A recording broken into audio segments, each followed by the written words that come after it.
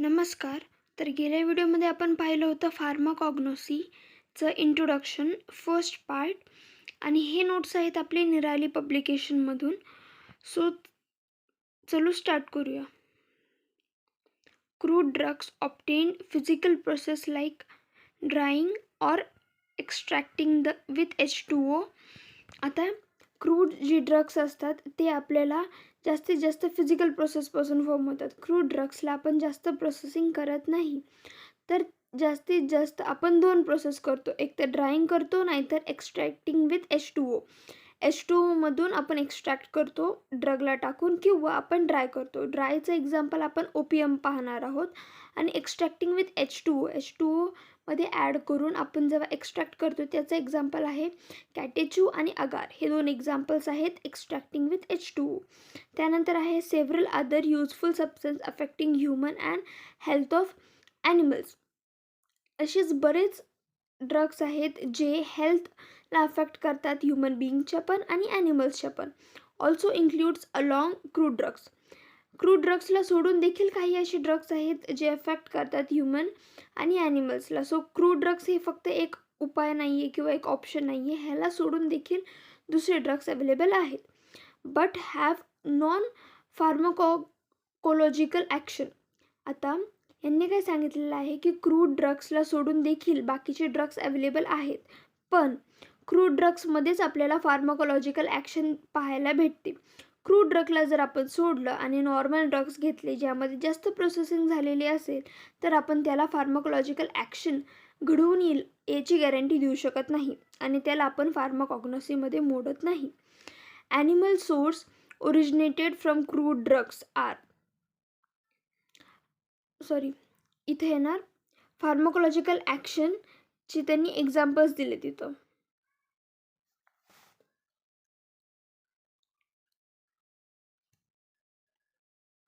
allergens, flavoring agents, color, pesticides, immunizing agent, vehicle, disintegration, fertilizing and supporting media आणि diagnostic acid.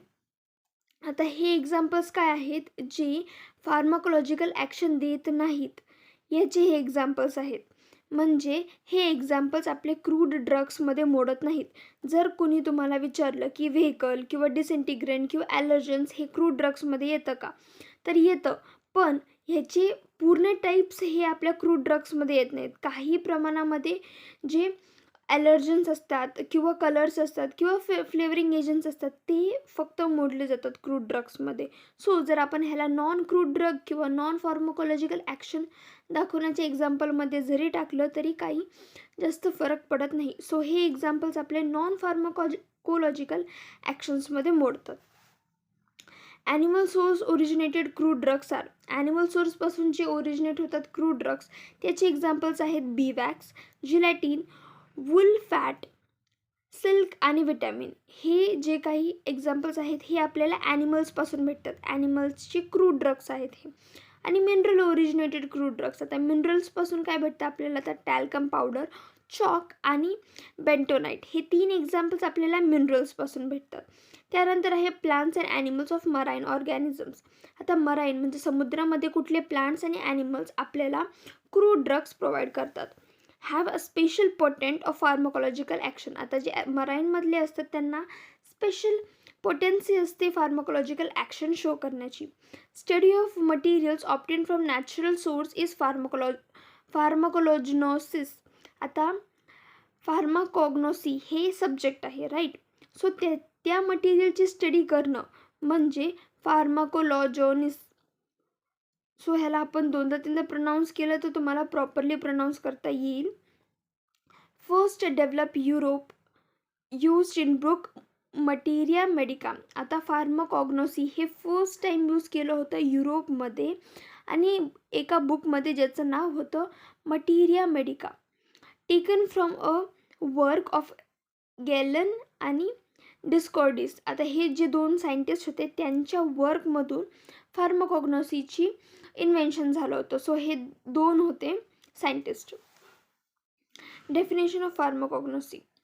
Branch of science and tool of crude drugs standardization which deals with scientific and systematics. आता अशी science ज्यामध्ये crude ड्रगचा उपयोग होतो आणि त्याला standardisation करण्यासाठी methods use केले जातात सायंटिफिकली आणि सिस्टमॅटिकली. त्याला आपण फार्माकॉग्नोसी असं म्हणतो. Study of structural, chemical, biological and physical evaluation of crude drugs along with. आता कुठल्याही क्रूड ड्रगचं स्ट्रक्चरल, केमिकल, बायोलॉजिकल आणि फिजिकल ह्या 4 पॉईंट्सला कन्सिडर करून जॉग्राफिकल सोर्स म्हणजे ते कुठून उत्पन्न झालं, हिस्ट्री, त्याची पास्ट हिस्ट्री काय होती, मेथड ऑफ कल्टिवेशन, त्याला कसं आपण अजून बनवू शकतो, कलेक्शन, त्यांना प्रोटेक्ट करून कसं ठेवू शकतो, प्रिपरेशन फॉर मार्केट, मार्केट यूजसाठी आपण कसं यूज करू शकतो, प्रॉपर स्टोरेज, स्टोअर कसं करून ठेवू, their application in improvement of health, आणि त्याचं इम्प्रूव्हमेंट कसं करू शकतो आपण हेल्थच्या पर्पजमध्ये. सो हे सगळं गृहीत धरून फार्माकॉग्नोसी हा सब्जेक्ट इन्व्हेंट झाला होता. सो हे डेफिनेशन आहे फार्माकॉग्नोसीचं. Is concern with studying following subjects. आता फार्माकॉग्नोसी ही कुठल्या कुठल्या सब्जेक्टशी कन्सर्न आहे. Taxonomy of plant and animal resource of drugs.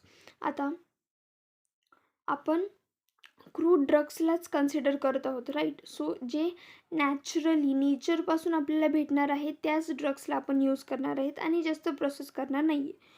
So आपल्याला काय होईल, त्याची टॅक्सॉनॉमी आणि त्याचं नॅचरल रिसोर्स हे 2 अंडरस्टँड करणं खूप इम्पॉर्टंट आहे. सो आपल्याला टॅक्सॉनॉमी लागते. Distribution of natural products world wide. So त्यामुळे आपण काय करू शकतो, नॅचरल प्रोडक्ट्सला आपण डिस्ट्रीब्यूट करू शकतो world wide. Distribution of plants such as trees, shrubs and प्रिनिलेस.